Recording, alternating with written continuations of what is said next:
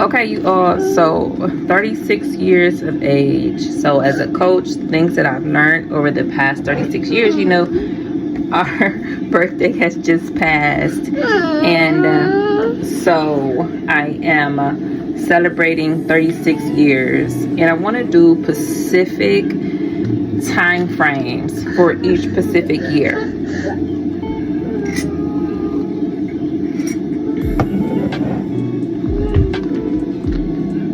Okay, so number one, speaking of a little whiny brat back here, is LOVE, which is love. Now, love is a very kind of interesting word. I've been told I love you multiple times from multiple different people, and you only really see an essence of love that's true very rarely. So people who normally say this word really too quickly is somebody that you kind of sort of like. So yeah, I've been told that I was loved many a times by people, and I have learned that only one has held true when it comes to dealing with love and romance, particularly speaking, and he know who he is. Now, moving forward, we'll do with number two, with it deals with, particularly speaking, what does it mean to feel as though you have a person in your heart that does well with feeling like they're a hopeful person, like their spirit is full of hope, so that you feel as though you reach a space that you attain to achieve, and when things are kind of sort of taking a little longer than you expected, you can look within yourself and find that you will cling to hope, that even though it's taking longer, when that moment finally does arrive, that there's a sense of accomplishment, even if it took longer than you may have thought was necessary. So that's how you can look at certain situations, especially with myself. I always hope for a certain type of relationship, even though when we did go out, there were moments where I felt as though I got things that was definitely a little out of alignment with what I envisioned for myself at that particular point and moment in time. So that was something that I did not care for. So hope will definitely continuously propel you forward. And then I also want to jump to the third one, which is journaling. There's been practices. I first got a journal where I was like, okay, fine, I'm gonna write about things in a psychiatric ward. So I had a journal there. I had a journal as a kid. It was like a mermaid journal, and I flipped through it. I had a journal one night where I was talking about demons, probably, and I had gotten took into jail that night, and they read my journal, and then eventually I made a memoir out of like 8 journals. So now everybody can read it if that's something that they want to go through to feel as though they're closer and more connected to me and myself in that particular way. So if you want to consider how a journal has had certain type of benefits, they definitely are widely available as well. So there's all kind of apps on the phones as well. I always like to do a pen and paper journal, and that will help you brain dump out any type of thoughts that may need a space to turn to and go to. A journal is a great place to turn. Number 4, meditate. Meditation is something that I've been doing, for some time now, for a while, probably around 16, at least, when our Brand Spaces owner's dad came around. That was when I came across Napoleon Hill. In that particular point in time, we got into meditating rather heavily, and I never looked back since. As they say, I may look back just to see how far that I've come. Other than that, it's no need to do none of that. There's really nothing that I have left behind that I have ever felt as though I missed out by not taking it forward with wherever it was that I was heading. If it needed to have been there, then trust me, that most likely 9 times out of 10 that's exactly where it was at. So meditation was definitely a lifesaver. Even just quick meditations too are extremely helpful. Just taking a few seconds out to do or just that type of energy really does help you keep your mindset positive. So that's what I learned for 36. The fifth lesson I'm gonna give you now is reading. Read. Never play yourself like a dummy. Never feel like you dumb. Always realize that there's books out here that are ready for you to come and find them. I always remember Napoleon Hill saying that he always felt like a library was a place that was just constantly humming with knowledge. That it's exactly what a library is. It's a hummingbird waiting for us to go and pick at each little piece to learn something. So always read. I've read since I was a kid. There's videos of our Brand Space's father constantly reading Minnie Mouse and Mickey Mouse and helicopters and things of that nature. I got books in school. So I've always felt as though being an avid reader really helped me accomplish successful type of ideas that are tricky to master. And because of that understanding and thirst for knowledge and understanding that I want to read, I enjoy a good book, I enjoy reading, I see nothing wrong with feeling like I read a book.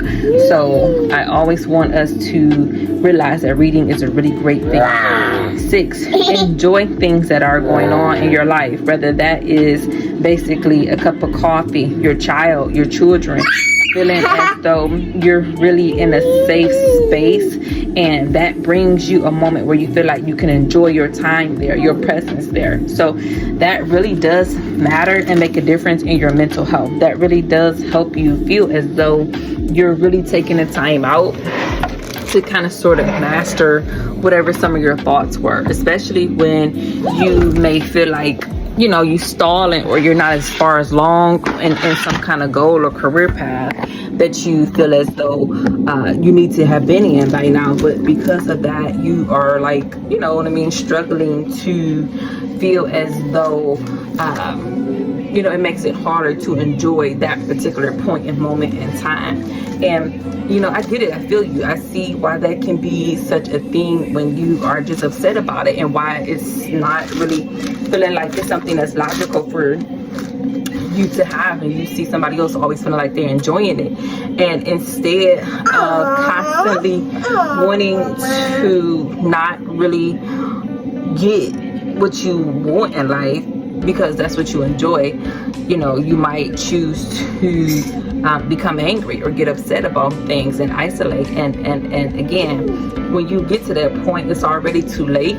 So I feel as though when I'm around people, I find that I enjoy being myself. So whenever that's a part of a conversation or some kind of example, I know that I'm going down an appropriate path.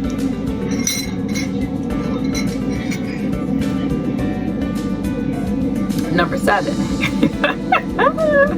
romance. Man, you know, if you ever are like, when you get a certain age, myself 36, and you are really feeling like, bro, where's the romance? Like, I ain't got no flowers from a dude, ain't nobody came up here with no boom box at my window throwing pebbles. So, you know, what's up? Why is this such a big deal that people are feeling to live up to this particular type of standard? And then you have the other end of the spectrum where people are constantly gifting you things in the romance department, and the person that is doing the gifting is necessarily just all about gifting at the end of the day. So again, when you are maturing, it's not just about one another, okay? People will make it seem as though, and it's just not the case. Now, whether they want to believe those things insanely or not is their personal decision. So you have to, I'm gonna quote a professor, get comfortable with that, because you cannot control what somebody else chooses to do, even if they choose to have a romantic thought in their mind, but all they see is the gift. They don't even see the person that is the receiver. So again, romance is not about that. Romance, I have learned, is when the gifts are in harmony with who the receptor is. Okay? Because when the gift is a replica of who he or she is, you know, they're more willing to receive what you are choosing to give someone, to have, to express that you are feeling any type of romantic feeling towards this person. That's not easy. And Aaliyah says this perfectly. And at the end of the day, why not find that you're giving something to someone who actually has a gift that makes you think that they're one and the same? You're not gifting it just to get something from this person. Ultimately, romance is bigger than that. Number 8. Food. So, I've learned people will do you any kind of way for food, especially. And it's a psychological problem that people have.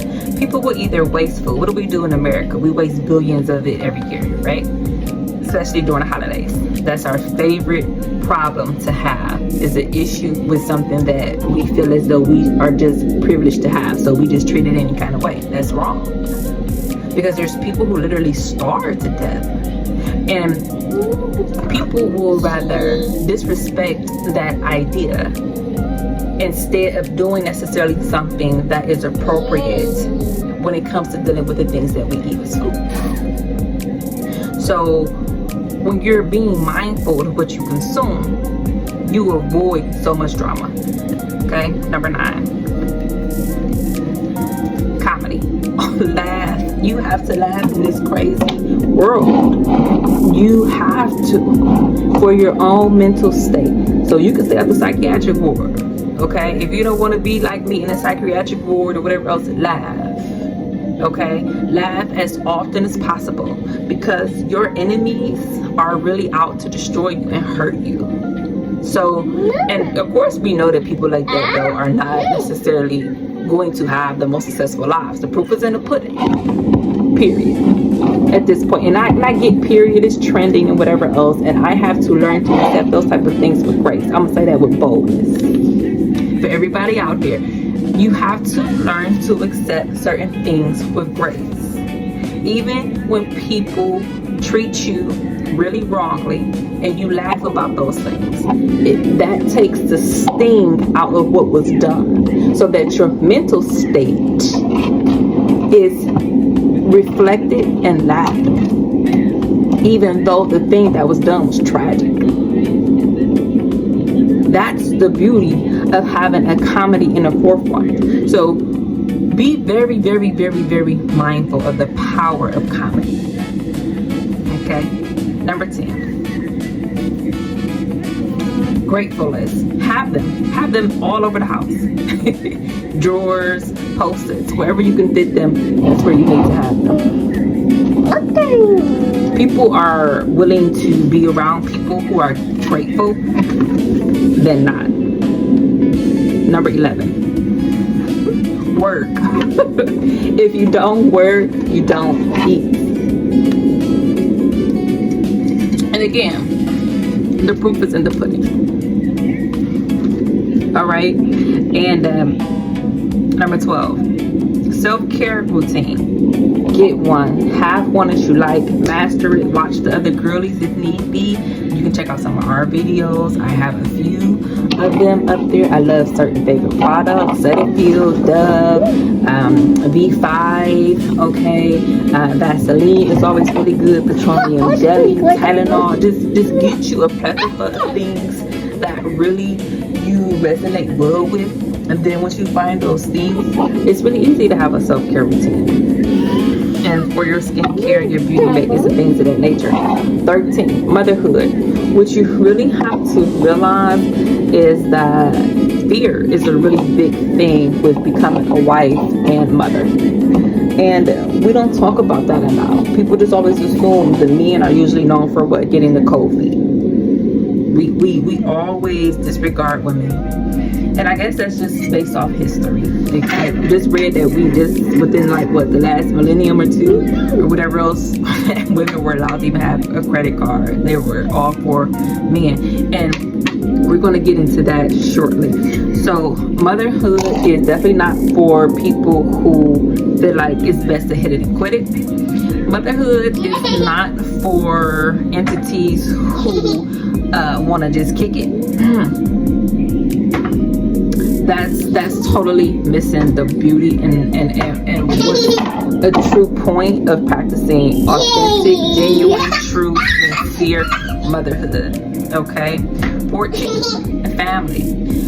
Family is a really sore point because your family members are people that are part of this invisible branch.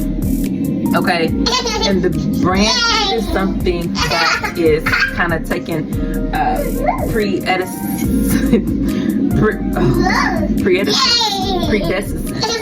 over all of the other issues that go on and take place. And this is why, because there's something that is created that's going to flip or flop. And there's things that you need to realize about that when it happens, what are you going to do? Even when it comes to dealing with your family.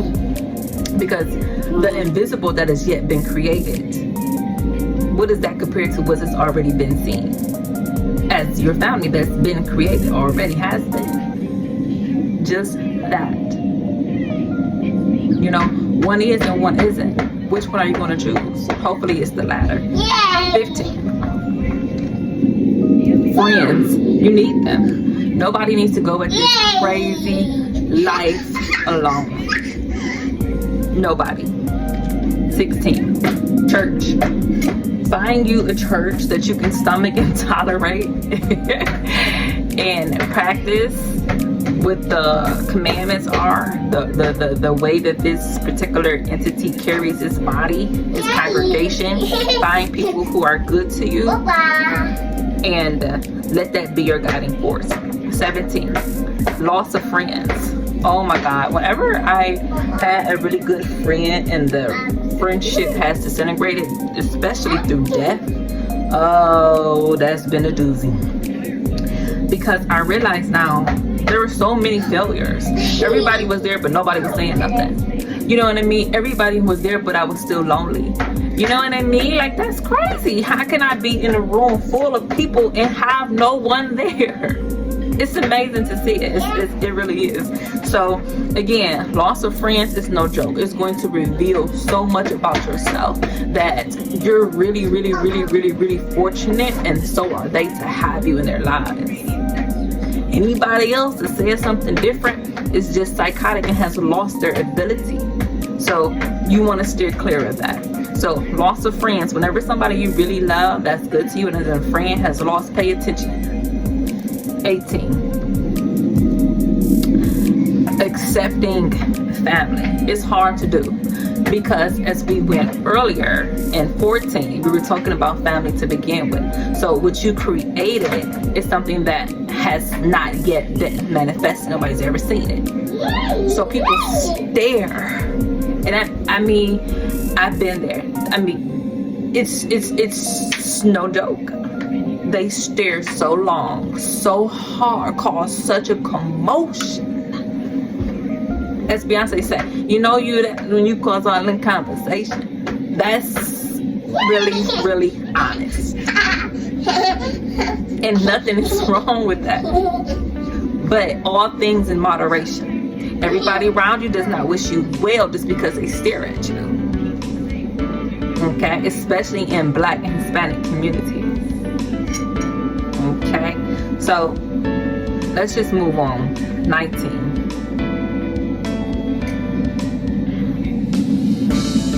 Knowing your role and place. Yeah, you know, people say you speak out of turn. Know your place when you're speaking. In order to not speak out of turn, you need to know your place and your thoughts and your role first before you can even think that what you say is going to matter. It's not. You don't even know what it is that you want to say, let alone articulate it in a fashionable manner where it's even understood. That's half the battle. That's half the point of even knowing what your role is and your place in life. All right, 20. Money. Oh my God. I had a therapist and her name was Miss Spackle. I love Miss Spackle. She was always really sweet. And I was telling her I was moving one day and I was like, well, wait a minute here. I ain't got no money. And like, what you talking about moving for? Hello. 21. Credit. You're gonna have it. You have to master it. In order to have anything in this life, they are going to rate you and pull your credit every time. 22. Careers. I've went through many careers. Finding a career in art was so hard. I assumed I was going to do nursing. Sociology. Hated sociology. Stories were boring. I got to get up out of there. Nursing was a very compassionate place, so I can see why I wanted to do both, to help in that sense. But art ultimately won out as the method to do so. So you're going to ultimately need to figure out which one is yours. 23. Eating. Eating to socialize is fun, but eating to fuel your body because you enjoy what it is that you do so is even better. All right. That's just what it is. 24. Dieting. You know, fads come and go. Lemonade diets has been one. Intermediate fasting was okay. I really did enjoy it. I never really did the lemonade diet too. I tried it, I want to say, once in my lifetime so far. And it was a decent thing to do as well. But dieting is just more so about being healthy and having a lifestyle change. 25. Cleaning. Oh, Lord have mercy. It took me so long to find a cleaning routine just to get in the bathtubs. And it took me a while. Okay, so there's that. But once you get it down pat, there is no going back. 26. Resets. Whenever you need them, take them with boldness and courage alike. 27. Style. Find it, master it. Once you get it, okay, your best just to hang on to it. 28. Coaching. You know, if you need a mentor, you feel like you stuck on something, okay, seek one out. They'll probably be really happy to help you. 29. Books. Get some. Get you a whole bunch of them if you can.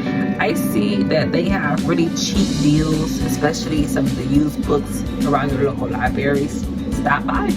Stop in. Chat them up. Say hello. Say hi. Speak. Ask about the ones that are like a quarter. They're really, really cheap. They're really old. But you're getting a book that you're going to change your life with. And then if you're done with it, you don't bother with it no more, then the choice is ultimately yours. 30. Actions. Actors. Okay. So, actors, not actions. So, of course, your actions matter. But it's odd that actions and actors are kind of sort of similar in that actors actually portray action movies. Okay. So,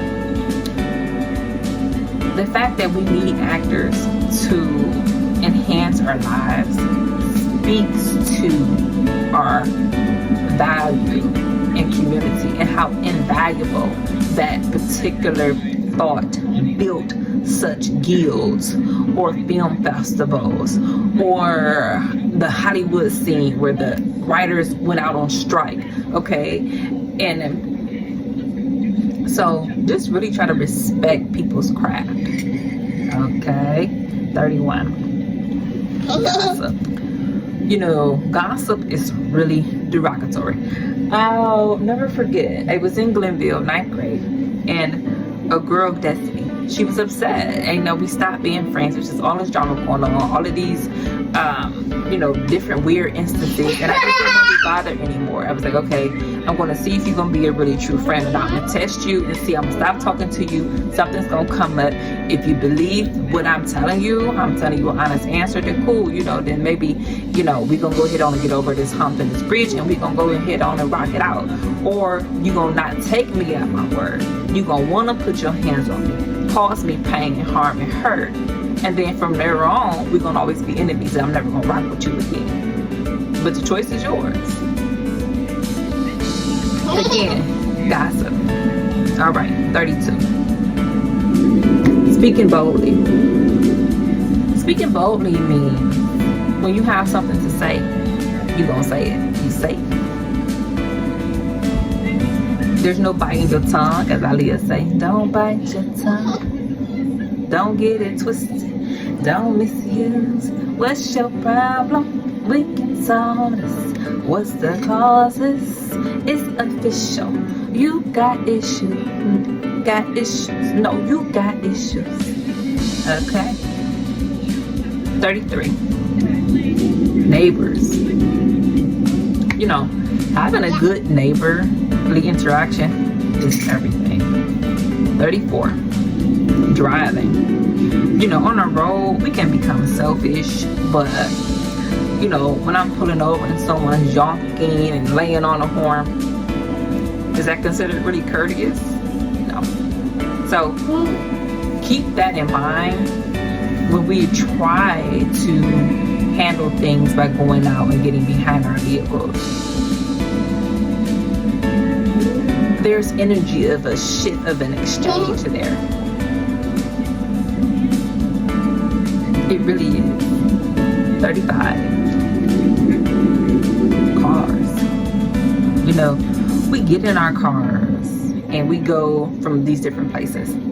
You know, are we really grateful when we get behind these wheels? Are we really trying our best to really feel as though the person that's next to us is doing the best that they can? I mean, we want to look back and realize when our life flashes before our eyes that the answer is yes. Okay, 36. Insurance. Insurance is really a way to ease yourself.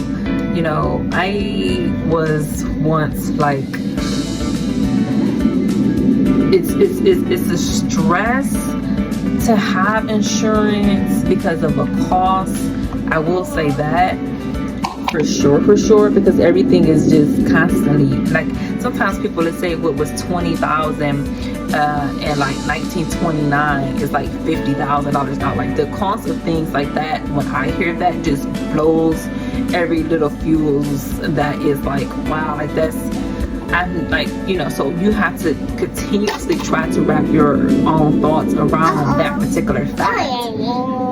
And when you deal with insurance, the fact that you have to keep piling those things on, and that's another reason why I feel like having that mode where you feel like you drive to the point where you try your best to avoid things from happening, ultimately that's really a safer bet than just getting insurance and driving recklessly, especially to the point where you just become too overly concerned about how to pay everything, and that leads to greater chaos, in my own opinion.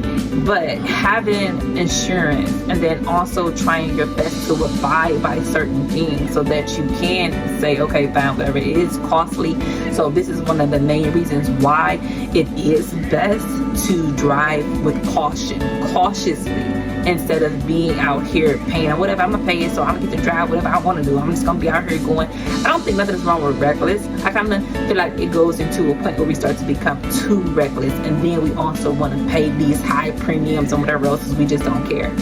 That's a problem.